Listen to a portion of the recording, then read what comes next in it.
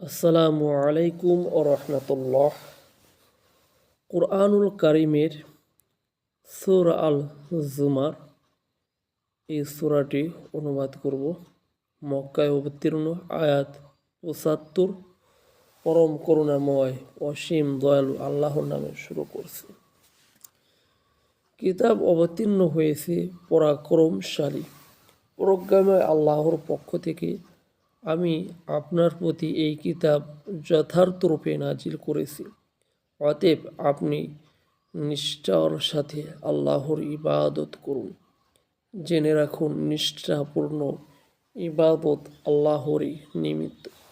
যারা আল্লাহর ব্যতীত অপরকে উপাস্য রূপে গ্রহণ করে রেখেছে এবং বলে যে আমরা তাদের ইবাদত এজন্যই করি যেন তারা আমাদেরকে আল্লাহর নিকটবর্তী করে দেয়, নিশ্চয় আল্লাহ তাদের মধ্যে তাদের পারস্পরিক বিরোধপূর্ণ বিষয়ের ফয়সালা করে দিবেন। আল্লাহ মিথ্যাবাদী কাফেরকে সৎ পথে পরিচালিত করেন না। আল্লাহ যদি সন্তান গ্রহণ করার ইচ্ছা করতেন তবে তার সৃষ্টির মধ্য থেকে যা কিছু ইচ্ছা মনোনীত করতেন। তিনি পবিত্র, তিনি আল্লাহ এক পরাক্রমশালী। তিনি আসমান ও জমিন সৃষ্টি করেছেন যথাযথভাবে। তিনি রাত্রিকে দিবসে দ্বারা আচ্ছাদিত করেন এবং দিবসকে রাত্রি দ্বারা আচ্ছাদিত করেন, এবং তিনি সূর্য ও চন্দ্রকে কাজে নিযুক্ত করেছেন। প্রত্যেকেই বিচরণ করে নির্দিষ্ট সময়কাল পর্যন্ত। জেনে রাখুন, তিনি পরাক্রমশালী, ক্ষমাশীল। তিনি সৃষ্টি করেছেন তোমাদেরকে একই ব্যক্তি থেকে, অতঃপর তা থেকে তিনি তার যুগল সৃষ্টি করেছেন এবং তোমাদের জন্য ৮ প্রকার চতুষ্পদ জন্তু অবতীর্ণ করেছেন। তিনি তোমাদেরকে সৃষ্টি করেছেন তোমাদের মাতৃগর্ভে পর্যায়ক্রমে একের পর এক ত্রিবিধ অন্ধকারে। তিনি আল্লাহ তোমাদের পালনকর্তা, সাম্রাজ্য তারই, তিনি ব্যতীত কোনো উপাস্য নেই। অতএব তোমরা কোথায় বিভ্রান্ত হচ্ছ? যদি তোমরা অস্বীকার করো তবে আল্লাহ তোমাদের থেকে বেপরোয়া। তিনি তার বান্দাদের কাফির হয়ে পড়া পছন্দ করেন না। পক্ষান্তরে যদি তোমরা কৃতজ্ঞ হও তবে তিনি তোমাদের জন্য তা পছন্দ করেন। একের পাপ ভার অন্য বহন করবে না। অতঃপর তোমরা তোমাদের পালনকর্তার কাছে ফিরে যাবে। তিনি তোমাদেরকে তোমাদের কর্ম সম্বন্ধে অবহিত করবেন। নিশ্চয় তিনি অন্তরে বিষয় সম্পর্কে অবগত। যখন মানুষকে দুঃখ কষ্ট স্পর্শ করে তখন সে একাগ্র চিত্তে তার পালনকর্তাকে ডাকে। অতঃপর তিনি যখন তাকে নিয়ামত দান করেন তখন সে কষ্টের কথা বিস্মিত হয়ে যায় যার জন্য পূর্বেও রেখেছিল, এবং আল্লাহর সমকক্ষ স্থির করে যাতে করে অপরকে আল্লাহর পক্ষ থেকে বিভ্রান্ত করে। বলো, তুমি তোমার কুফর সহকারে কিছুকাল জীবনও ভোগ করে নাও। নিশ্চয় তুমি জাহান্নামীদের অন্তর্ভুক্ত। যে ব্যক্তি রাত্রিকালে সিজদার মাধ্যমে অথবা দাঁড়িয়ে ইবাদত করে, পরকালের আশঙ্কা রাখে এবং তার পালনকর্তার রহমত প্রত্যাশা করে, সে কি তার সমান যে এরূপ করে না? বলুন, যারা জানে এবং যারা জানে না তারা কি সমান হতে পারে? চিন্তা ভাবনা কেবল তারাই করে যারা বুদ্ধিমান। বলুন, হে আমার বিশ্বাসী বান্দাগণ, তোমরা তোমাদের পালনকর্তাকে ভয় করো। যারা এই দুনিয়াতে সৎ কাজ করে তাদের জন্য রয়েছে পূর্ণ। আল্লাহ পৃথিবী প্রশস্ত। যারা সবরকারী তারাই তাদের পুরস্কার পায় অগণিত। বলুন, আমি নিষ্ঠার সাথে আল্লাহর ইবাদত করতে আদিষ্ট হয়েছি, আরও আদিষ্ট হয়েছি সর্বপ্রথম নির্দেশ পালনকারী হওয়ার জন্য। বলুন, আমি আমার পালনকর্তার অবাধ্য হলে এক মহাদিবসের শাস্তির ভয় করি। বলুন, আমি নিষ্ঠার সাথে আল্লাহ তাআলারই ইবাদত করি। অতএব তোমরা আল্লাহর পরিবর্তে যার ইচ্ছা তার ইবাদত করো। বলুন, কিয়ামতের দিন তারাই বেশি ক্ষতিগ্রস্ত হবে যারা নিজেদের ও পরিবার বর্গের তরফ থেকে ক্ষতিগ্রস্ত হবে। জেনে রাখো, এটাই সুস্পষ্ট ক্ষতি। তাদের জন্য উপর দিক থেকে এবং নিচের দিক থেকে আগুনের মেঘমালা থাকবে। এই শাস্তি দ্বারা আল্লাহ তার বান্দাদেরকে সতর্ক করেন যে, হে আমার বান্দাগণ, আমাকে ভয় করো যারা শয়তানি শক্তির পূজা অর্চনা থেকে দূরে থাকে এবং আল্লাহ অভিমুখী হয়, তাদের জন্য রয়েছে সুসংবাদ। অতএব সুসংবাদ দিন আমরা আমার বান্দাদেরকে যারা মনোনিবেশ সহকারে কথা শুনে অতঃপর যা উত্তম তা অনুসরণ করে, তাদেরকে আল্লাহ সৎ পথ প্রদর্শন করেন এবং তারাই বুদ্ধিমান। যার জন্য শাস্তির হুকুম অবধারিত হয়ে গেছে, আপনি কি সেই জাহান্নামীকে মুক্ত করতে পারবেন? কিন্তু যারা তাদের পালনকর্তাকে ভয় করে তাদের জন্য নির্মিত রয়েছে প্রাসাদের উপর প্রাসাদ, এগুলোর তলদেশে নদী প্রবাহিত। আল্লাহ প্রতিশ্রুতি দিয়েছেন, আল্লাহ প্রতিশ্রুতিদের খেলাপ করেন না। তুমি কি দেখোনি যে আল্লাহ আকাশ থেকে পানি বর্ষণ করেছেন, অতঃপর সে পানি জমিনের ঝর্ণার সমূহে প্রবাহিত করেছেন, এরপর তদ্বারা বিভিন্ন রঙের ফসল উৎপন্ন করেন, অতঃপর তা শুকিয়ে যায়, ফলে তোমরা তা পীত বর্ণ দেখতে পাও। এরপর আল্লাহ তাকে খড়কুটায় পরিণত করে দেন। নিশ্চয় এতে বুদ্ধিমানদের জন্য উপদেশ রয়েছে। আল্লাহ যার বক্ষ ইসলামের জন্য উন্মুক্ত করে দিয়েছেন, অতঃপর সে তার পালনকর্তার পক্ষ থেকে আগত আলোর মাঝে রয়েছে, সে কি তার সমান যে এরূপ নয়?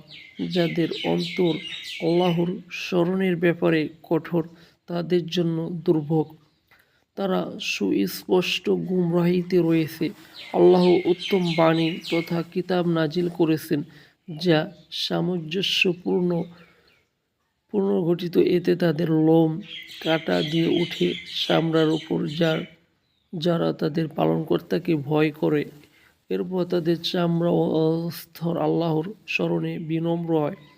এটাই আল্লাহর পথ নির্দেশ, এর মাধ্যমে আল্লাহ যাকে ইচ্ছা পথ প্রদর্শন করেন, আর আল্লাহ যাকে গুমরাহ করেন তার কোনো পথ প্রদর্শক নেই।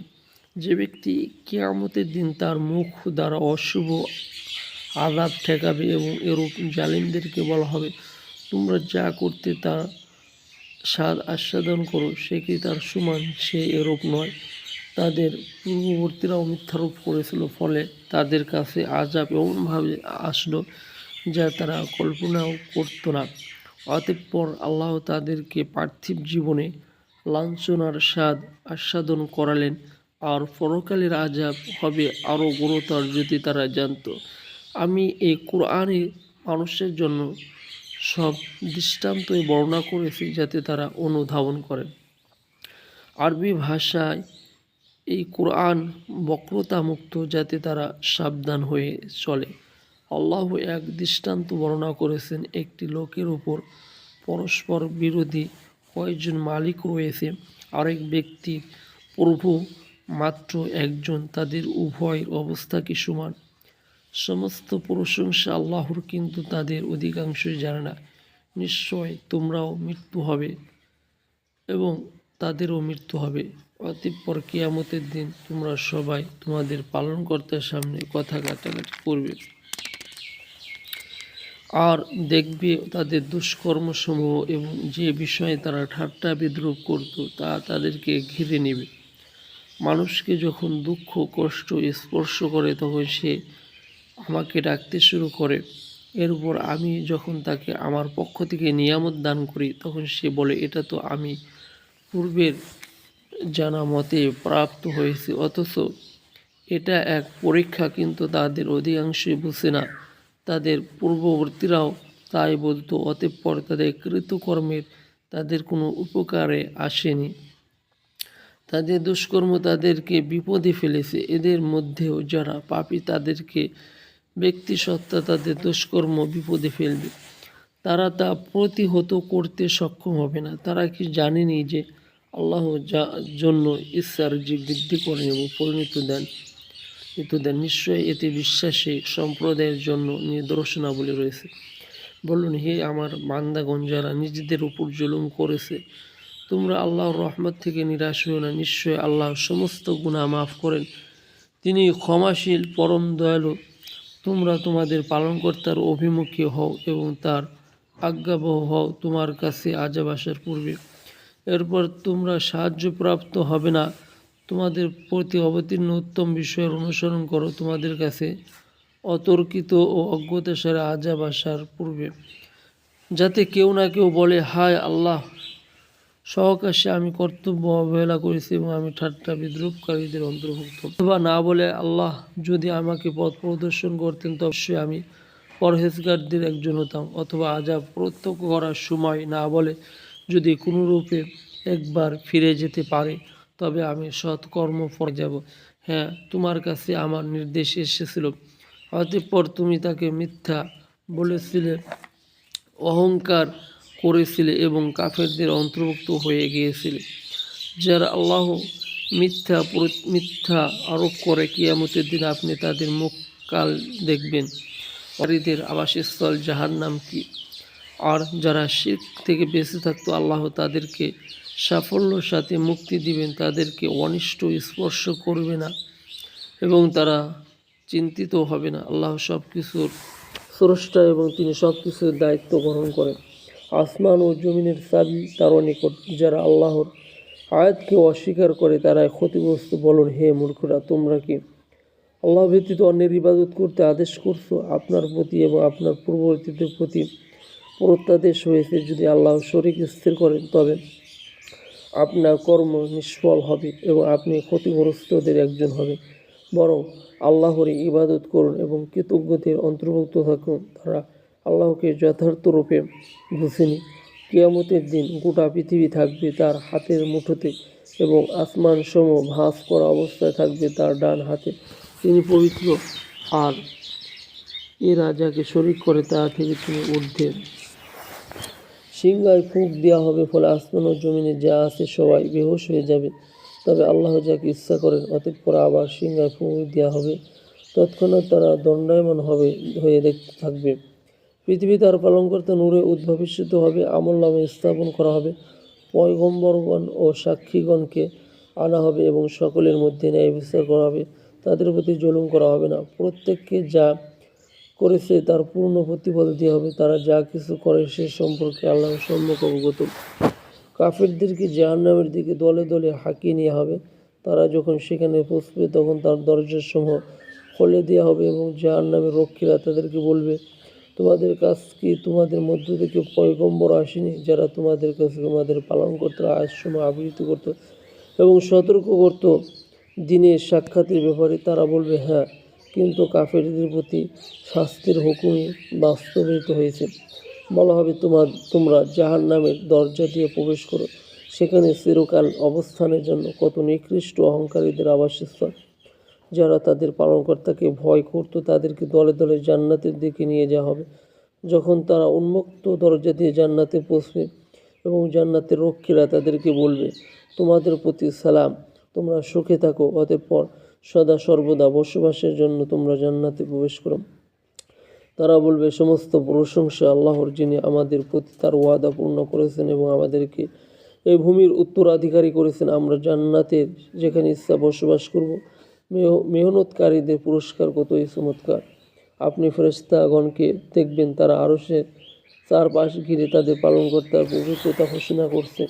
তাদের সবার মাঝে ন্যায় বিচার করা হবে। বলা হবে, সমস্ত প্রশংসা বিশ্বপালক আল্লাহর।